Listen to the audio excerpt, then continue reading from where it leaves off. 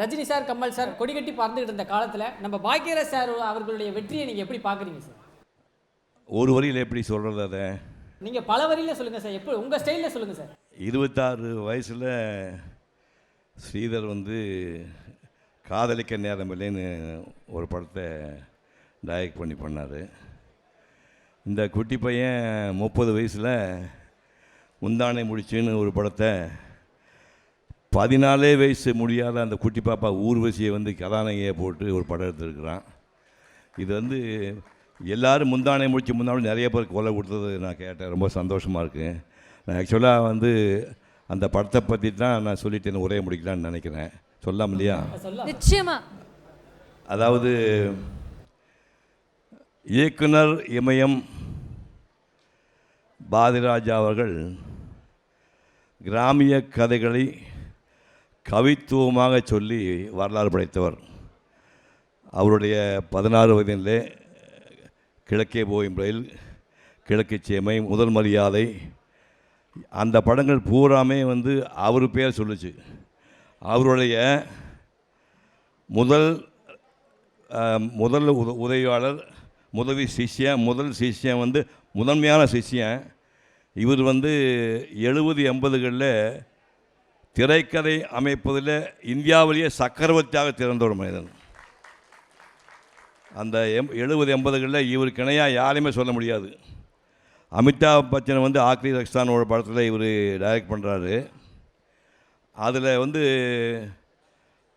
10 வரி dialogue, English dialogue பேசி ஆகணும். மனுஷன் பிடிவாதம் பண்ணுறான். சொல்கிறார், இல்லைங்க 2 வரைக்கும் மேலே நான் பேசணும் இல்லைங்கிறார் அமிதாப் பச்சன். முடியவே முடியாதுன்னு சொல்லி நீங்களே வசனம் எழுதுன்னு சொல்லி ஆங்கில வசனத்தை அமிதாப் பச்சனையே எழுதி சொல்லி அவரையே பேச சொல்லி அந்த படத்தில் நடிக்க வச்ச பொண்ணை அவன் ஒய்ஃபு பார்த்து சொல்லிருக்கான், அமிதாப் பச்சன் ஒய்ஃபு. அவன் என்ன சொல்கிறாங்க, இது அமிதாப் பச்சன் படம் இல்லை, பாக்யராஜ் படம் சொல்லியிருக்கான். அந்த மாதிரியெல்லாம் பண்ண ஒரு மகத்தான மனிதர். இவர் படங்களில் சுவரெல்லாம் ஆரம்பித்து ஒரு கை ஓசை, தூரல் நின்று போச்சு, அந்த 7 நாட்கள், முந்தானை முடிச்சு, தாமரை, எல்லா படத்தையும் நான் தியேட்டரில் பார்த்தவன். நான் தியேட்டரில் பார்த்து ரசித்தவன். அதில் ஒரே படத்தினுடைய கதையை மட்டும் நான் கொஞ்சம் சுருக்கமாக சொல்லி முடிக்கணும்னு நினைக்கிறேன். எப்படிப்பட்ட படம் தெரியுமா? அது முந்தானை முடிச்சுன்னு ஒரு படம் துவக்கிறாங்க. துவக்கினோன்னு ஒரு கதாநாயகன், அது அவர் தான் கதாநாயகன், பஸ்லேருந்து இறங்குறாரு. பஸ்லேருந்து இறங்கும்போது கையில் ஒரு 4 மாதம் குழந்தைய வச்சுருக்காரு. அந்த குழந்தை அம்மனை குண்டியோடு இருக்குது. குழந்தை டாய்லெட் போயிடுச்சு. டாய்லெட் போன குழந்தையோடு கதாநாயகன் இறங்கி எவனாச்சும் படத்தை எடுப்பான். நான் கற்பனை மாதிரி பாருங்கள்.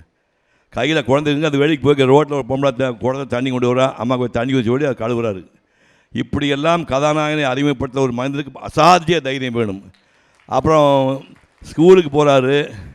ஸ்கூலுக்கு போய் கொடியேற்றுறாரு. கொடியேற்றிட்டு அருள் புரிவாய் கருணை கடலே அப்படி பாட்டு ஆரம்பித்து 2 பேரும் சொல்லாமல் குழம்புறாரு. உடனே பக்கத்தில் ஒரு பெரிய ஒருத்தர் அந்த முழு பாட்டு சொல்லி தலையில் அடிச்சுட்டு இவன்லாம் வாத்தியாரை உருப்படவாக போகுது அப்படி கிண்டல் பண்ணாங்க. கதாநாயகன் தன்னையே கிண்டல் பண்ணி ஒரு படம் எடுத்த ஒரு மனுஷன். இந்த மாதிரி ராஜ் கபூர் முன்னே அந்த மாதிரி படம் பண்ணுவார்.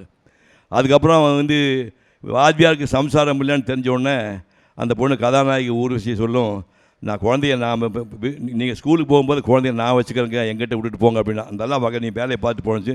கிளாஸுக்குள்ளே வகுப்பு கூட தொட்டில் கட்டி குழந்தைய விட்டுட்டு இவர் கிளாஸ் நடத்துவார். அப்படி நடத்திட்டு இருக்கும்போது ஒரு பையன் ஹோம் ஒர்க் பண்ணல.